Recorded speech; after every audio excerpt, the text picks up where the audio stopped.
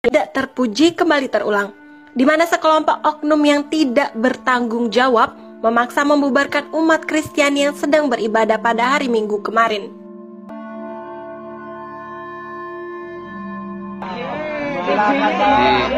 Di Indonesia.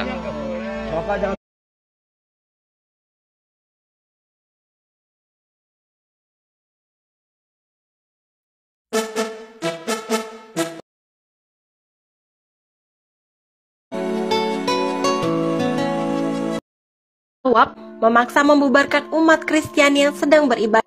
Izin stitch ya, itu kejadian 2 tahun yang lalu kalau nggak salah, tepatnya di KSB Cikarang.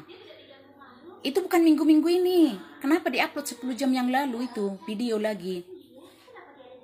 Kita masih suasana Natal, masih bersuka cita. Itu komentar-komentarnya itu kan saya baca di situ, dipikir orang tanggapan baru-baru ini. Itu video lama, jangan dimunculin kembali.